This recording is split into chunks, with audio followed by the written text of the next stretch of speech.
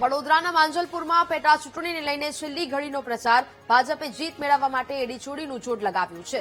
માંજલપુરના વિવિધ વોર્ડમાં ભાજપની કાર્યકર્તાઓની પદયાત્રા, મધ્ય ઝોન પ્રભારી હિતેન્દ્રસિંહ ચૌહાણ, સાંસદ, યુવા મોરચાના કાર્યકર્તાઓ પદયાત્રામાં જોડાયા। ધારાસભ્યો, કોર્પોરેટરો, સંગઠનના હોદ્દેદારો પણ પદયાત્રામાં જોડાયા। ભાજપના ઉમેદવાર સતીશ પટેલે જીતનો આશાવાદ વ્યક્ત કર્યો છે।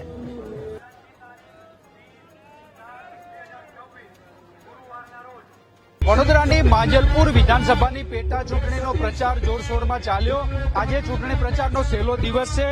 આજ સાંજેથી પ્રચાર પડઘમ શાંત થવાના છે।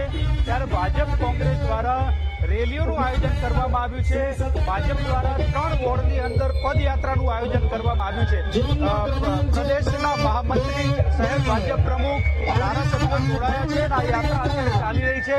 ઉમેદવાર સાથે અત્યારે પ્રચાર કરી રહ્યા છે। આજના દિવસે આ છેલ્લો પ્રચારનો દિવસ છે ને એને લઈને અત્યારે જોરશોરથી પ્રચાર કરવામાં આવી રહ્યો છે।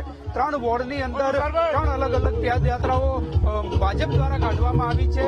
કોંગ્રેસ દ્વારા પણ પ્રદેશના પ્રમુખ સહિતના નેતાઓ અહીંયા જોડાયા છે અને આજે છેલ્લા દિવસે રેલીઓનું આયોજન કરી અને મતદારો સુધી પહોંચવા માટેનો પ્રયાસ કરવામાં આવ્યો છે।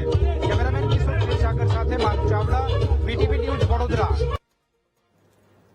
તો જ પ્રકારે હાલ તો ભાજપે જીત મેળવવા માટે એડીચોટીનું જોર લગાવ્યું છે। માંજલપુરના વિવિધ વોર્ડમાં ભાજપના કાર્યકર્તાઓની પદયાત્રા છે તે શરૂ થઈ છે, જ્યાં મધ્ય ઝોન પ્રભારી હિતેન્દ્રસિંહ ચૌહાણ, સાંસદ, યુવા મોરચાના કાર્યકર્તાઓ પણ આ પદયાત્રામાં જોડાયા છે।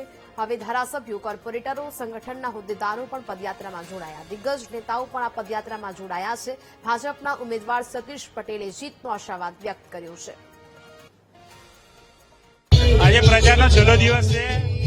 ભારતીય જનતા પાર્ટી હંમેશા નવું કરવા માટે અમારા કાર્યકરો જુસ્સામાં છે અને નવું કરવા માટે કંઈક ને કંઈક પ્રયોગો કરી રહ્યા છે।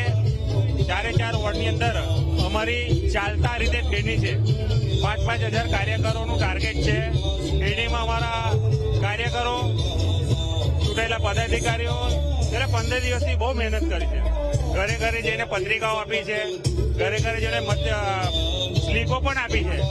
મને વિશ્વાસ છે જે વિધાનસભાની ચૂંટણીઓ થઈ છે, લીડ વધતો ગયો છે, એ રીતે આ વખત પણ 100% સૌથી વધારે લીડથી અમે જીતવા જઈ રહ્યા છીએ।